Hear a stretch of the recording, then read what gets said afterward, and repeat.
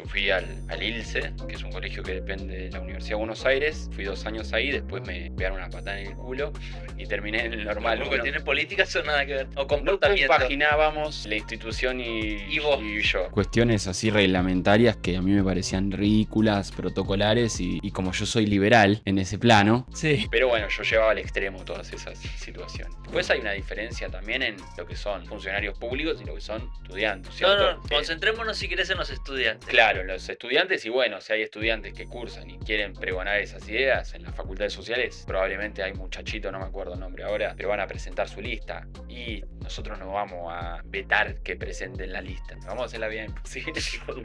Nosotros no vamos a hacer una cobertura de izquierda para un partido político del régimen como lo es el peronismo. Entonces, las personas que dicen aguante la rusa o bien la izquierda, qué sé yo, pero vengan al peronismo, les decimos lamentablemente, mira, eso nunca va a suceder. A lo sumo, los que tienen que venir para este lado son ustedes.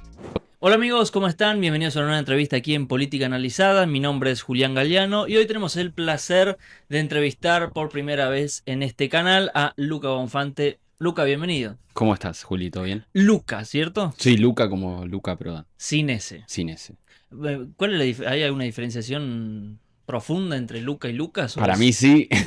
No, Como pero digo, Luca. culturalmente vienen de lados distintos, nunca supe eso. Bueno, Lucas es un nombre bien cristiano, Ujú. como Mateo, como Juan, etcétera. Luca es más tano. Más Tano. Sí, de Ok. hecho en Italia existe Luca con doble C también.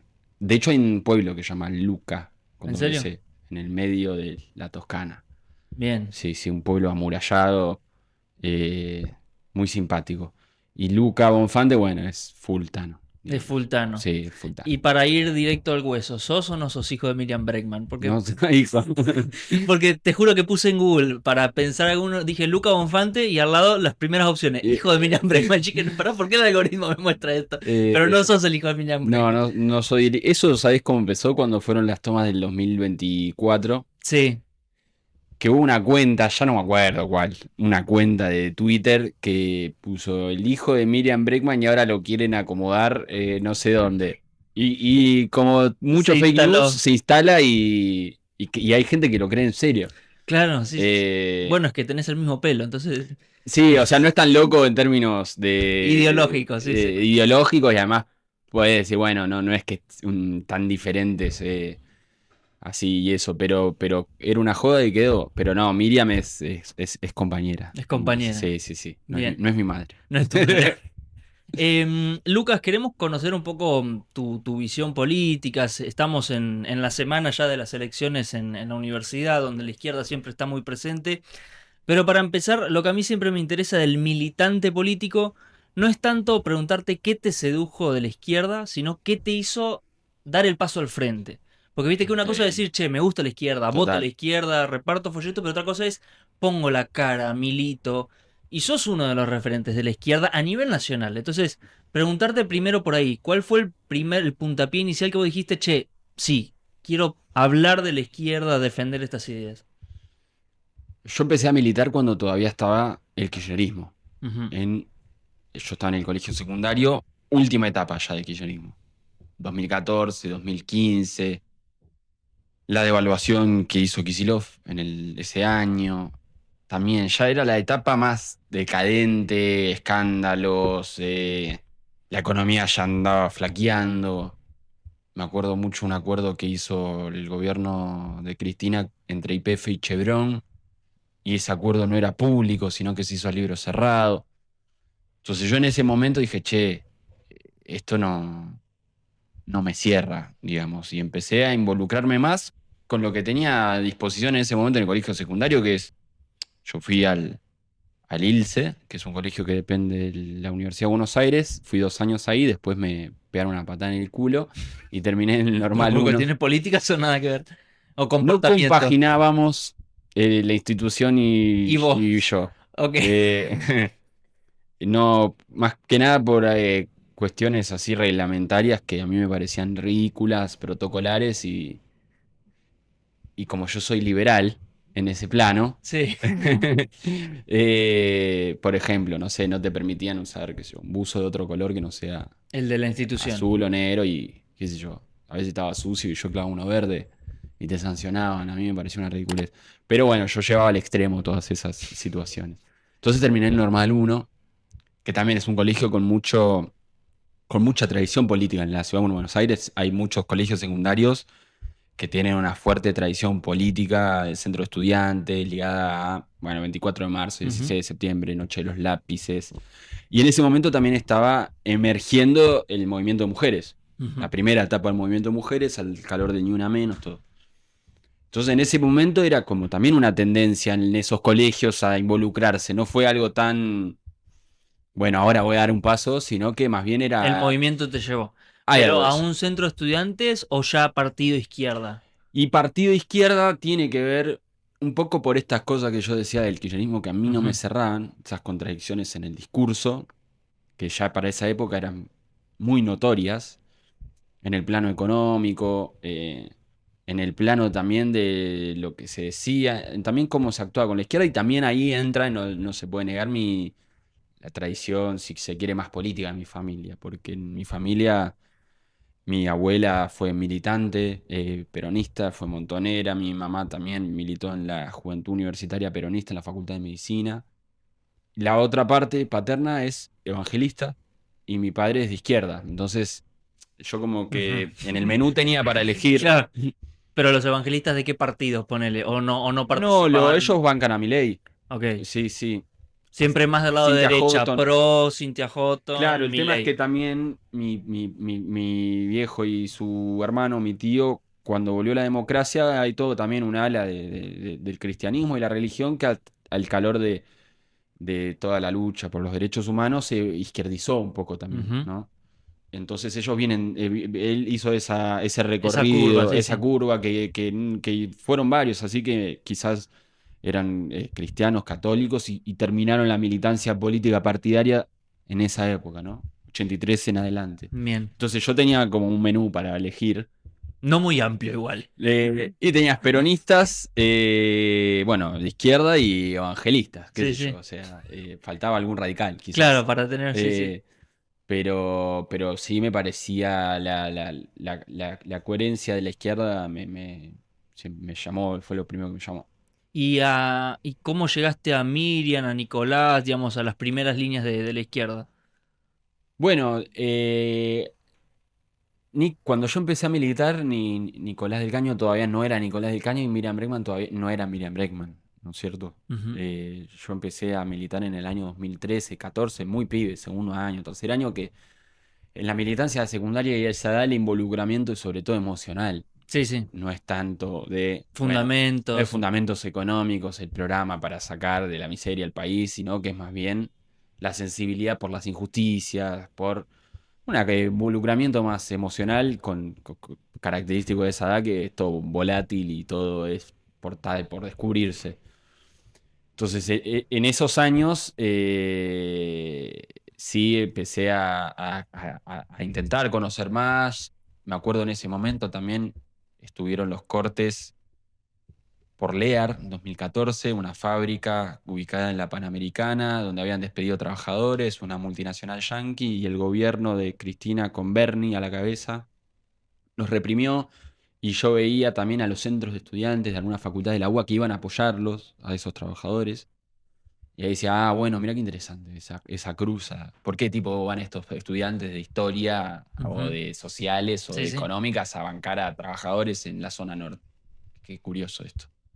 Y ese era el PTS, ¿no? De Nicolás del Caño, Miriam Bregman. Después, en el año 2015, sí, el PTS le gana la interna al Partido Obrero de Altamira, y ahí empieza otra etapa para la izquierda en Argentina, ¿no? Que hoy también se puede ver. Bien. Y otro momento para el PTS, el desarrollo de la izquierda diario, todo eso vino después, yo ya militaba. Sí, sí, sí, vos ya Cuando yo estabas. empecé a militar repartíamos el diario eh, impreso, nosotros. Ujú. Y Eh, ahora tiene su versión IA.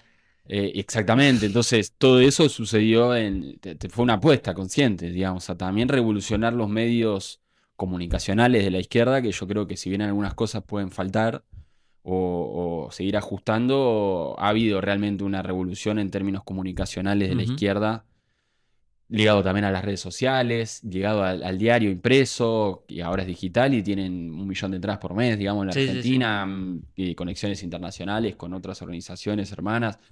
Bueno, la figura de Miriam Bregman, digamos, todo eso sí sucedió cuando yo ya estaba adentro militando, digamos. A la izquierda, para mí, le resulta muy fácil el código digital. Ujú. Más que al peronismo, incluso. O sea, tiene mucha facilidad para generar ruido, tiene mucha facilidad para generar interacciones, tiene mucha facilidad para generar discusiones, conversaciones. ¿Eso a qué se lo atribuís? ¿A la gran cantidad de pibes que tienen en sus bases? Yo creo que justamente producto de esta búsqueda hay una idea que tampoco la inventamos nosotros. Lenin ya definía la agitación, como le decimos nosotros, pocas ideas para muchos, ¿no es Ujú. cierto? La propaganda sería lo contrario, muchas ideas para pocos. Entonces esa búsqueda de llegarle a la mayor cantidad de gente posible, incorporando también los medios modernos, ¿no? Porque yo creo que antes en la Argentina había como una visión, bueno, de la izquierda, del papel, y Vetusto Ujú. y A eso. las escondidas en una esquina, dar un folleto. Claro, algo así, más bien tipo siglo XIX. Pero yo creo que el PTS siempre hizo una búsqueda ahí, incluso en los 90, La Verdad Obrera, así se llamaba el periódico en ese momento, fue la primera organización de izquierda en sacarlo a color, en los 90 recién. Y hubo críticas hacia eso de otras organizaciones de izquierda de cómo van a sacar a color, tipo, están rompiendo la tradición y ahora estamos hablando de, che, pasamos de blanco y negro a color. Sí, sí, sí. Entonces hay una búsqueda ahí particularmente y yo creo que efectivamente hay una nueva camada generacional en la cual yo me incluyo, que yo nací en el 98, eh, que tenemos 20, eh, que incorporó el elemento de Sí, las sí, redes sí. sociales, ¿no es Sí, cierto? que ya nacimos con eso. Claro, que es Ya, orgánico, sí, porque sí, ahí sí, es también, totalmente natural. porque No es forzado. claro, y ahí y yo creo que también, No, no, no sos la reta hablando de Taylor bueno, Swift, a digamos. eso iba, digamos, yo creo que hay una característica de la época, más allá del contenido político, que se valora mucho en las redes sociales, que es lo genuino y Ujú. lo orgánico, lo no impostado, lo no guionado, lo no forzado. Y eso cuando uno nace ya con esas herramientas naturalizadas porque te criaste y ya tenías Facebook, Instagram, lo Sí, que sí, sí. sea, eso sale de forma mucho más Es natural. que es tu lenguaje. Es No, no, no claro, sabes hacer otra que cosa. uno ve otras fuerzas Sí, políticas lo ves muy y forzado. en el peronismo pasa bastante eso, ¿no? O sea, Sí. uno ve intentos de hacer eso, pero que se nota leguas que Ujú. hay un equipo atrás que está Bueno, hace poco pensando. se había hecho viral una cuenta creada por la CGT que lo negaban, Mm, que era una cuenta de 80 influencers subiendo microclips y era como muy forzado. total. Muy, para hablar de la reforma laboral era muy evidente, pero sí, coincido con eso. Hablando de jóvenes, quiero meterme en la universidad. Hace poco hiciste un tweet diciendo haciendo una crítica sobre un enunciado de que no se puede hacer proselitismo en las aulas, hablar Sí. en las clases, interrumpir las clases para hablar sobre las elecciones que se vienen. ¿Por qué eso es un problema para vos? Porque lo que yo entendí leyendo es Ujú. que se autoriza hacer política, pero en los pasillos y no en las clases. Sí, lo que yo publiqué, para dar contexto, es una resolución que se votó en el Consejo Directivo de la Facultad de Arquitectura y Diseño, la FADU de la Universidad de Buenos Aires, aprobada desde la Cámpora hasta la Franja Morada, en la cual se prohíbe explícitamente hacer proselitismo en aulas y también en los pasillos, dice. Y eso para nosotros tiene varios problemas. En primer lugar, porque en las elecciones universitarias se está viendo claramente cuál es el peso de los aparatos. Ujú. Entonces, al radicalismo que conduce la Universidad de Buenos Aires, con Emiliano Jacobite a la cabeza, la Franja Morada, que todos la conocemos, un aparato y una caja increíble. También ves el peronismo, que tiene lo suyo, bajando mucha guita. Y de esa forma lo que pasa es que los que pueden hacer campaña en serio terminan siendo las agrupaciones que están ligadas a algunas autoridades o que tienen un pie dentro de lo que es el régimen universitario. Todas las otras que no, que tenemos independencia política respecto a eso, tenemos menos recursos para hacer campaña. Te doy un ejemplo. La Facultad de Económicas, las autoridades usan el mailing de la facultad que le llega a todos los estudiantes para hacer campaña para una sola agrupación, el Nuevo Espacio, digamos. Y eso no solo pasa en las facultades radicales, sino que en las facultades donde están conducidas por el peronismo también pasa. En la Facultad de Ujú. Filosofía y Letras, recuerdo en la última elección, semana de elecciones, estaban transcurriendo los comicios, también las autoridades de la facultad publican la inauguración del nuevo edificio con la conducción actual. Es decir, en la Universidad de Buenos Aires, los que pueden hacer campaña política en serio terminan siendo las agrupaciones del rectorado. Entonces, sacar una resolución que prohíbe que los pocos espacios donde las agrupaciones que no tenemos ese pie en el poder podamos hacer campaña, y la verdad que es bastante antidemocrática porque no todos partimos de los mismos recursos, de las mismas herramientas para poder llegarle a los estudiantes. Eso no quiere decir, y vale la pena aclararlo, que haya que interrumpir el medio de la clase y interrumpir el dictado para que se abra, digamos, el debate y que no pueda transcurrir la clase. No. Pero puede haber un momento al final, al principio de la clase, en el cual sí, hincharle no solamente para que vengan de afuera estudiantes pasando por cursos, sino porque también, a ver, hay los estudiantes también que militan, estudian. Entonces, para mí lo mejor es abrir el debate desde la cursada, desde donde está sentado cada uno, quizás al final de la clase, quizás antes, y charlar, porque es un espacio también El de tema es intercambio. cómo lo coordinás si tenés varias fuerzas, porque si tenés varias fuerzas y el profesor tiene que abrir por cada fuerza, se te va el módulo, se te va la clase. Bueno, pero yo creo que en este contexto tan acuciante, donde hay paros, donde hay movilizaciones, donde hay jornadas de visibilización, si los estudiantes no hacen eso junto a los docentes en las aulas, las decisiones las terminan tomando otros. Entre ellos, este personaje, ¿no? Emiliano Jacobiti y las autoridades. Entonces, si no hay un involucramiento más directo de las clases, las aulas, escuchando la opinión de todos los que van ahí, las decisiones las van a terminar tomando los decanos y los rectores. Ese para mí es el principal problema. Porque yo entiendo que uno cuando va a cursar, quiere cursar, viene cansado del laburo, está pensando en qué va a comer, en qué va a hacer cuando se tome el colectivo, lo que sea. Ahora, realmente estamos en una situación que si no hay, empieza a haber un involucramiento mayor, las decisiones las van a tomar otros. Y ahí entra también qué están haciendo las agrupaciones estudiantiles para que eso suceda, Mm. ¿no? ¿Qué espacios democráticos se están abriendo las conducciones de los centros de estudiantes para escuchar la opinión de todos, Bueno, efectivamente? la otra vez vi que criticabas a un centro, no me acuerdo cuál, por una acción con alfajores, que iban a repartir Sí, es alfajores y una demás. agrupación en las facultades sociales. Y después vi que, bueno, que hacías un video diciendo como mientras hay agrupaciones que hablan de las fotocopiadoras, del café y Sí, demás, no se habla sobre estos temas. Me nace la pregunta de preguntarte, ¿para qué está un centro de estudiantes en la universidad? ¿Cuál es la función concreta qué es lo que tiene que hacer un centro de estudiantes en una universidad? es una gran pregunta. Yo, para responderla, creo que hay que partir de lo que hacen hoy, para Ujú, entender.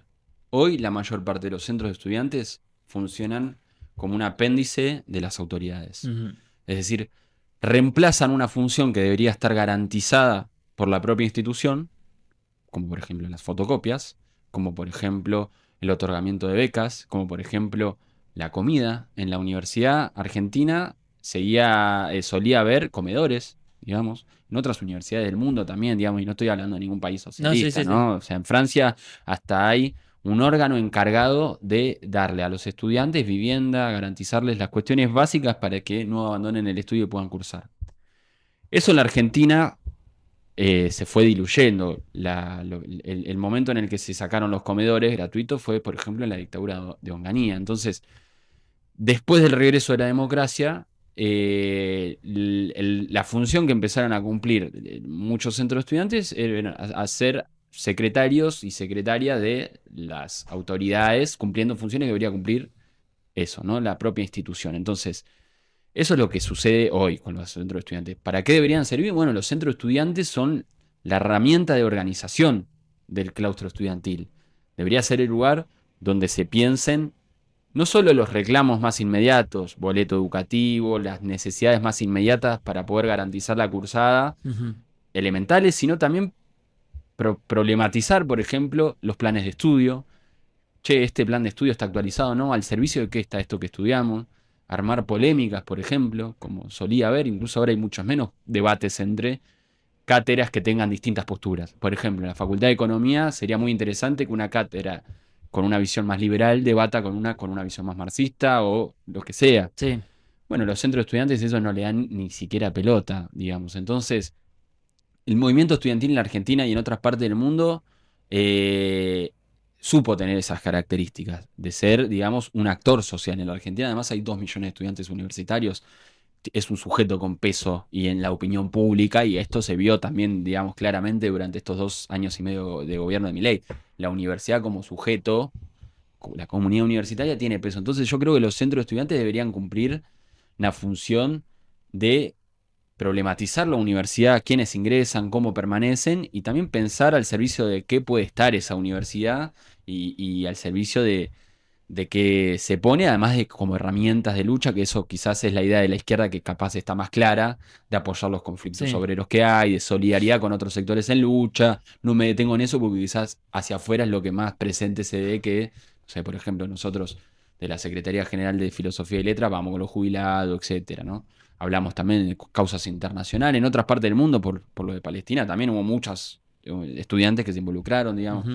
O Pero sea, hay, para vos tendría que sí. estar más independiente de los directivos y con más posibilidad de acción de lucha, digamos, para problematizar los conflictos que hay. Totalmente. La Ok. independencia de las autoridades y de todos los gobiernos para mí es algo esencial porque sin esos requisitos uno tiene las manos y los pies atados para poder plantear las cosas y llamarlas por su nombre.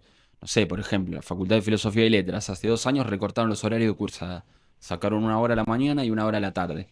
Y la conducción, como era del mismo espacio político que las autoridades, no lo denunció. Mm. Entonces, si uno es dependiente de las autoridades Sí, porque sí, forma estás parte, limitado, estás obviamente. totalmente limitado. Ok. Entonces hay un elemento ahí de independencia que me parece fundamental para no condicionarte. Bien. Recién hablabas del intercambio de ideas, de debates entre liberales, por ejemplo, y marxistas, que podría ser interesante. Em, ¿Qué te pasa a vos cuando ves los videos, por ejemplo, de ataque o de censura, por ejemplo, a fuerzas libertarias?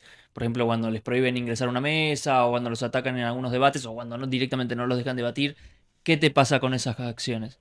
Yo creo que hay que primero contextualizarlas, partiendo de la base de que hay una ley de presupuesto universitario que se aprobó varias veces en el Congreso y no se cumple, y eso hace que toda la universidad esté sufriendo despidos de docentes. 10.000 docentes han renunciado, digo despidos porque serían despidos encubiertos, ¿no? Porque no son docentes que quieren renunciar, sino que no les queda otra. Una ley que se aprobó, eso, que se ratificó en el Congreso varias veces, no se aprueba, hay paro. Entonces que haya una fuerza política, digamos, que pregona eso y quiera además, y que además, permitime decirte, se la pasaron hablando contra la politización de la universidad. Entonces ahí hay una contradicción interna que también se expresa en eso, los que dicen a la facultad se va a estudiar, que existen dentro del gobierno esa opinión.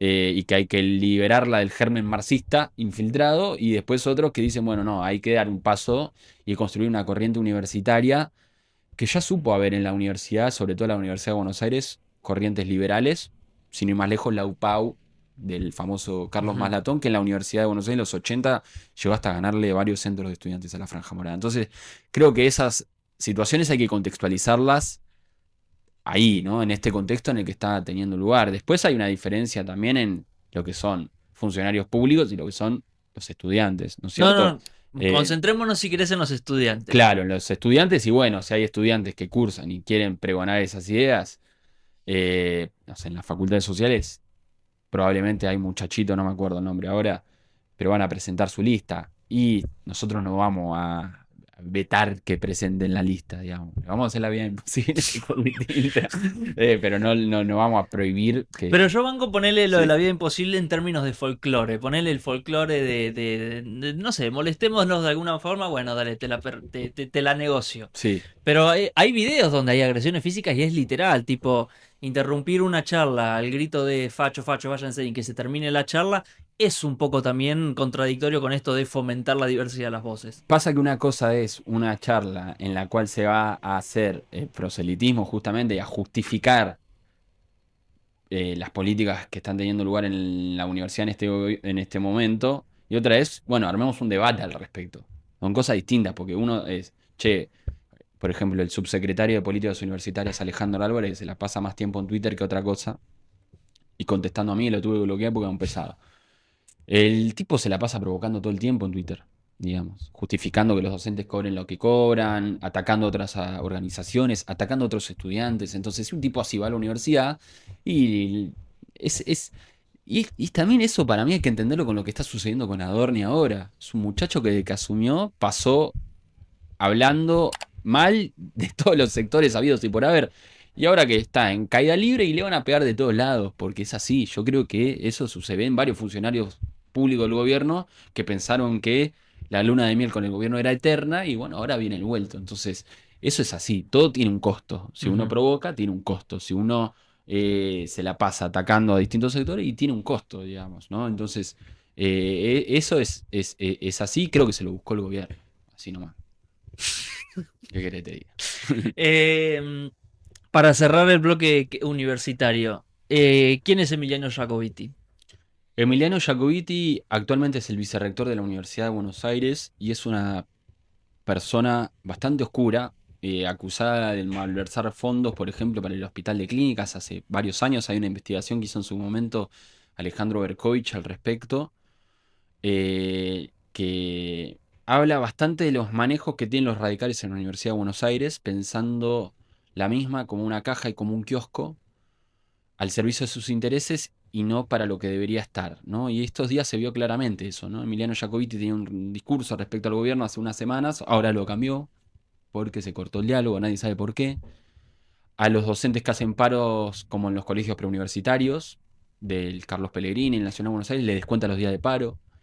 Y tiene una agrupación que es la Franja Morada, que actúa como su pata estudiantil y es un feudo, básicamente. Si hay que resumirlo en pocas palabras, usan la universidad como un feudo, como si Ok, fuese el señor feudal, donde todo se hace como a ellos les parece y donde la democracia es una pantalla, pero lo que sucede en realidad es lo que estamos viendo en estos días, digamos, bien, ¿no? perfecto. En las últimas semanas se ven varias encuestas como el apoyo del gobierno de Javier Milei está bajando. Y me interesa preguntarte, naturalmente eso podemos asignarlo a un montón de factores, pero ¿por qué crece Miriam Bregman en reconocimiento y en respaldo a sus ideas? ¿Quién es Miriam Bregman para que vos digas, me parece atinado que la Ujú. sociedad le dé más valor en estos tiempos, concretamente? Bueno, yo creo que esa respuesta se contesta en dos partes. Primero es en cómo está el peronismo hoy, que es un proyecto político que a mi modo de ver está agotado, que no entusiasma, que tiene 800.000 fracciones y que en estos días estamos viendo de nuevo cómo se está reeditando algo que ya vimos en el 2015, que ya vimos en el 2019, que ya vimos en el 2023, que es en armar un frente lo más amplio posible que incluye desde Pichetto hasta Grabois para ganar las elecciones. ¿Qué hacer cuando se gana? Nadie lo sabe. Porque incluso entre ellos hay distintas posturas. Entonces, de nuevo estamos viendo el problema por el cual el peronismo está como está, digamos, lo están reeditando, digamos. Un frente electoral donde el único objetivo es ganar una elección y sacar a otro, ¿no es cierto? Entonces, eso por un lado, y por otro lado, cómo han actuado durante estos 2 años del gobierno de Milei, donde muchos diputados y muchos senadores se pasaron al lado del oficialismo, donde la CGT también es ampliamente criticada por cómo actuó. En sector de trabajadores hubo muchos despidos, la CGT estuvo pintada o diciendo, bueno, vamos a acudir a la justicia y nada más. Entonces, yo creo que por esa situación y crisis del peronismo, emergió la izquierda como fuerza política diciendo, che, no, hay que plantarse en serio, estar en la calle todos los miércoles con los jubilados, las universidades, el Hospital Garham. Entonces, creo que ahí hay un primer elemento que es ser consecuentes, Ujú. ¿no? Uno puede no compartir todas las ideas con la izquierda, pero dicen, bueno, esta gente hace lo que piensa. Y no es que va a, por ejemplo, a una entrevista acá y decimos una cosa y va a otro lado y decimos otra. Ujú. Nosotros decimos lo mismo en todos los lugares porque no tenemos coherencia. Respalda el archivo. Totalmente. Y es muy difícil encontrarle a la izquierda algo que Sí, sí, sí, así. un cambio Claro. de Entonces, consistencia en sus en ideas, un sí, sí. momento donde hay tantos veletas, Mm. y panqueques, el elemento de la coherencia es algo que se valora. Y eso también está encarnado en la referencia que ha construido Miriam, que es una abogada que empezó siendo abogada en casos de juicios de lesa humanidad, fue abogada de Julio López, también un caso icónico de un desaparecido bajo democracia durante el kirchnerismo, que en ese momento cuando desapareció por segunda vez Jorge Julio López, Aníbal Fernández decía que quizás estaba en la casa de la tía. Y bueno, en ese momento de hecho se dividió el 24 de marzo, empezó a haber dos Sí. marchas porque hubo un sector que empezó a decir, che, hay que empezar a hablar de esto, Julio López, y otro sector que no, y se dividió entre la movilización del Encuentro de Memoria, Verdad y Justicia y las organizaciones más ligadas al oficialismo de ese momento kirchnerista. Entonces, Miriam eh, no es una figura, digamos, nueva desde el punto de vista que empezó ahora en la política, en ese sentido no es, No es una novedad. no es una novedad, claro, y justamente creo que ese también es su valor, porque está hace muchos años del mismo lado. Ujú. Abogada de fábricas recuperadas. Entonces yo creo que ese es el valor también que la ubica Miriam actualmente y como una referencia que para mí es una novedad muy grande porque las últimas encuestas le dan 11, 12, 13%, que para una candidata de izquierda trotskista esto es una novedad. Es una novedad, sí. Y en la Argentina de Milei. Y en la Argentina de Milei, lo cual también habla un poco de algo que está sucediendo en el mundo, que es una polarización que se está acrecentando. Se ve en Estados Unidos, se ve en Europa, en Estados Unidos. Está bien, está dentro del Partido Demócrata y de hecho ya está expresando algunas contradicciones, pero la figura de Mamdani Eso te iba a preguntar, sí, sí. es bastante novedosa desde un punto de vista, ¿no es cierto? Ayer o antes de ayer salió esto del impuesto a los ricos, por las viviendas y Bueno, demás. él hizo campaña diciendo que el transporte tenía que ser gratuito para Sí. un determinado segmento social. Digo, un candidato de origen árabe, ¿no? Entonces, eso me parece que es más que interesante. También sucede en Alemania, crece la ultraderecha de la AfD, pero también crece Die Linke, que es la izquierda, y en Berlín, por ejemplo, en las últimas elecciones, en el rango etario de 18 a 24 años, salió primero Die Linke y inmediatamente abajo la AfD. Entonces, hay una tendencia a la polarización Ujú. para mí, en Francia también. Bueno, en Al Francia extremo, el centro ya al no tiene extremo. cabida Entonces yo para creo vos. que esa es también una de las características principales de la época, que Ok. el extremo centro propio de los últimos 30 años, así, de consenso neoliberal, etcétera, se acabaron. Y acá en la Argentina eso está encarnado por la izquierda trotskista, Ujú. que es una novedad, y particularmente por la figura de Miriam Bregman, que se ha ganado, digamos, que se ha ganado ese lugar y el respeto de propios y ajenos, Sí. digamos, ¿no? Porque no solo la gente más zurda, izquierda y qué sé yo, la respeta, sino que eso, tiene Sí, su lo, propia lo vemos biografía. en muchísimos lados, que en muchísimos otros actores políticos que dicen grande la rusa, viste, como que Sí, la respetan un montón. Y se me venía a la mente un montón de periodistas de filo peronista, filo kirchnerista diciendo qué grande la rusa, tiene aguante y demás, pero no militó a Massa, viste, militó el voto en blanco. Es como, te banco, pero vení. Es como, bueno, ¿cómo les cae a ustedes internamente esa cuestión de todo bien, pero vení? O sea, es lo que siempre quiso hacer el peronismo con cualquier movimiento que le surja a un lateral, digamos. Si hay algo se caracteriza el peronismo es por ser el partido del Estado que busca atrapar a todos, el famoso cachol, ¿no? Que también sucede, qué sé yo, Partido Demócrata en ujú. Estados Unidos es apenas surge un movimiento, digamos, que te cuestione, sobre todo por izquierda o también por derecha, intentar incorporarlo. Bueno, y Grabois cumple esa función al interior del peronismo. La función que cumple Grabois, ¿cuál es? Evitar que se fuguen votos a la izquierda.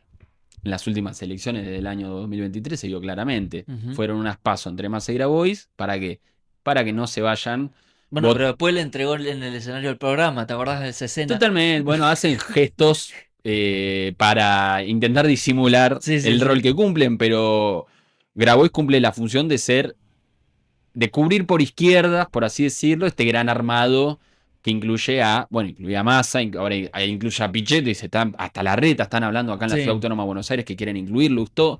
Entonces, nosotros no vamos a hacer una cobertura de izquierda para un partido político del régimen como lo es el peronismo. Entonces, las personas que dicen qué lindo, aguante la rusa o bien la izquierda, qué sé yo, pero venga el peronismo, le decimos lamentablemente, mirá, eso nunca va a suceder, a lo sumo los que tienen que venir para este lado son ustedes, y de una vez por todas romper, digamos, con esto, lo que venimos viendo y que se expresa claramente en los últimos 15 años, ¿no es cierto? El tema es que Eh, si le decís a ellos de romper, ni siquiera ellos deben saber romper qué. Porque con qué línea de pensamiento rompemos? ¿La de Moreno, la de Pichetto, la de es Cristina, que la de también Massa? ahí creo que también hay una lógica de pensamiento de cómo se construye en la política muy distinta a la que Ujú. tenemos con el peronismo. Yo creo que el peronismo, además de ser un partido nosotros somos anticapitalistas, socialistas, tenemos otra noción del poder y las instituciones, ¿no? Pero más allá de eso, esta noción de que va a venir un salvador y va a solucionar todos los problemas, que eso también para mí lo tiene el mileísmo, pero eso es un punto de aparte. Pero nosotros nos decimos, che, Miriam Bregman, votala que te va a solucionar todos los problemas. Nunca nos vas a escuchar decir Miriam Bregman 2027 y se acaban los problemas del país. Pero nosotros estamos convencidos, y eso en última instancia es lo que hace que nosotros estemos más a contracorriente del sentido común. Porque nosotros nos decimos, quizás sacaríamos 10 veces más de votos si decimos, Miriam Es la 2027. solución definitiva, claro. Y no, porque nosotros somos conscientes de que hay muchos problemas que tiene el país que si no implican un involucramiento desde abajo en las que se cuestione elementos esenciales del poder, y va a ser muy difícil, digamos, ocupando las instituciones tal cual son hoy, transformar algo de lo que nosotros queremos transformar si estamos hablando de un cambio profundo. Después puede haber Ujú. cambios cosméticos, Sí, sí, sí. como los ocurrieron, digamos, durante los 15, 16 años del kirchnerismo. Pero no una transformación sistémica, entiendo. Exactamente, que es lo que buscamos nosotros y no tenemos problema en decirlo, en disimularlo, por más que cualquier demanda mínima que haya, siempre la vamos a acompañar, del aumento de salario de 5 o 4 puntos hasta que te reincorporen de trabajo, eso soluciona todos los problemas, no, pero ahí Bien, siempre vamos a estar, digamos que haya vivienda de calidad en los colegios, qué sé yo, o que baje ok. el precio del subte. No quiere decir que como tenemos una noción de transformarlo todo efectivamente, nos perdamos de esas demandas mínimas, al contrario, queremos que conquistando eso fortalecemos la pelea en esa perspectiva, ¿no es Bien. cierto? Luca, después de la presidencial del 15, 19, 23, em, con esta nueva dirección que tiene la izquierda, ¿qué dirías vos que, che, después de estas tres elecciones presidenciales, para el 27 no tenemos que repetir estos errores o tendríamos que fortalecernos acá? ¿O luego de estas tres presidenciales hemos optimizado estas ideas o hemos Ujú. evitado estas ciertas cuestiones? ¿Qué avances hay internamente, digamos, en cuanto a las conversaciones? Porque si viene una nueva presidencial y ya tienen experiencia suficiente como para mirar a tres y bueno, esto no hay que repetirlo o esto sí. Yo creo que son puntos que exceden a la elección presidencial, sino cosas que para mí tenemos que ajustar independientemente de las elecciones, que 2027 falta una eternidad. Yo creo que en este momento, con la figura de Miriam en ascenso, con una valoración más positiva de la izquierda, etcétera, nosotros tenemos que empezar a explicar más ahora qué tipo de sociedad queremos. Milei decía claramente, antes de asumir, bueno, prender fuego el Banco Central, dolarizar la economía, cosas que ninguna sucedió, pero explicaba de forma clara su modelo de sociedad, por así Ujú. decirlo. Más docencia le falta a la izquierda, decís. Sí, más que docencia, para mí es, sí, explicar qué imaginamos nosotros que tiene que ser la sociedad. Un poco lo charlamos ayer Ujú. también en Carnaval. Ese punto para mí es muy importante para que no solo quede como la oposición A, sino que es la oposición A, pero en perspectiva de otra Ujú. cosa, que para nosotros es superior. Ese elemento yo creo que es muy importante que trabajemos y de la mano de eso, ¿cómo? Digamos, ¿no? Y ahí entra para mí una noción que tiene que ver qué partido político necesitamos, que para nosotros es necesario un partido político nuevo, distinto en Argentina, un partido de la clase trabajadora, lo venimos diciendo también en muchas intervenciones, entrevistas, que es que algo que en la Argentina no hubo, aún un partido de la clase trabajadora propiamente dicho, que se ponga de acuerdo en algunos puntos centrales y pelee por llevarlos adelante, basado en los sindicatos. Eso quizás en otros países sí hubo otras experiencias, después vinieron en otra cosa, Sí. como en Brasil existe ahora, tiene una perspectiva más reformista, pero también en Inglaterra el Partido Laborista, o sea, en Argentina, por el surgimiento del peronismo, se bloqueó la posibilidad de que exista un partido laborista, un partido de la clase trabajadora. Entonces yo creo que eso como herramienta es importante. Y además de eso, y además de el programa, la cuestión del poder, digamos, porque hoy hay un poder constituido, ¿no es cierto? Y nosotros no queremos tomar este poder, queremos construir otro. Entonces, ¿de dónde surge? ¿Cómo se construye ese otro poder? Creo que también es una cosa que tenemos que explicar mucho más. Bien, perfecto. Lucas, para cerrar, te quiero proponer una dinámica, una suerte de juego. Te voy a nombrar candidatos y quiero que hables cuando escuches un candidato mejor a Miriam Bregman. Mientras tanto, puedes hacer caras, silencio si no coincidís, pero si escuchás alguno mejor que Miriam Bregman, puedes decir coincido. Ajá.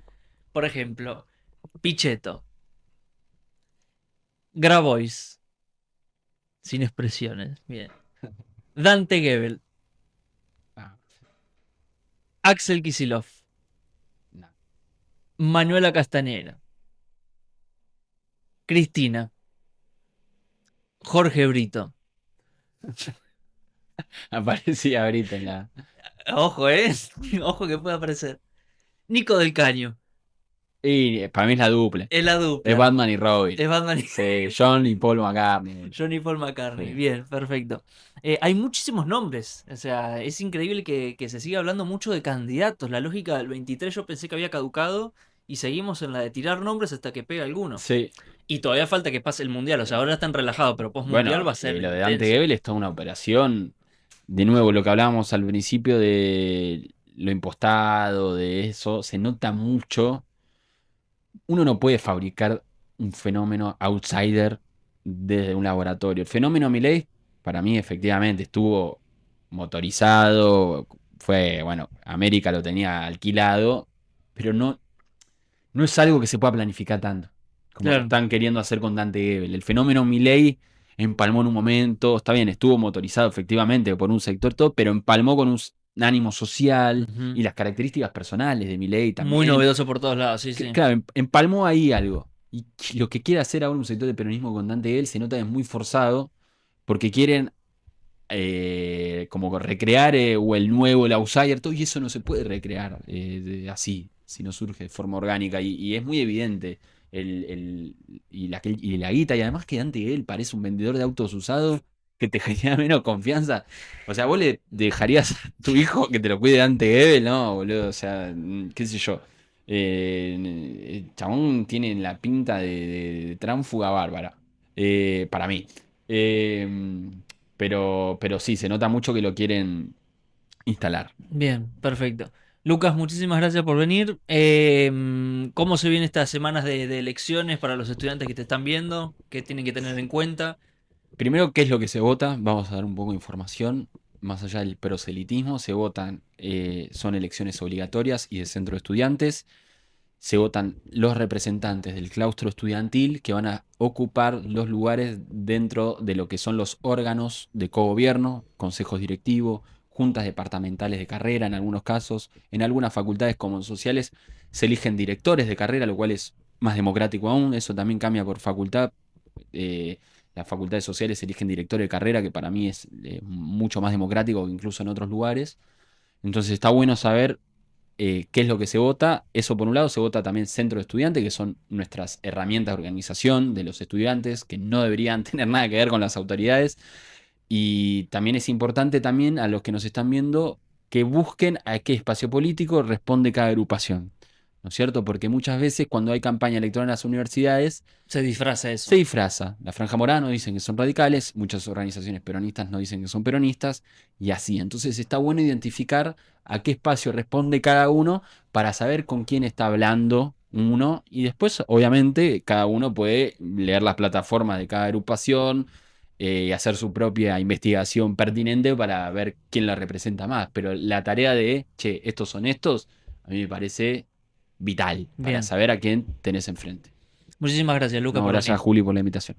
Gracias a vos por estar ahí del otro lado. Recordá de suscribirte, activar la campanita y nos vemos en la próxima entrevista aquí en Política Analizada.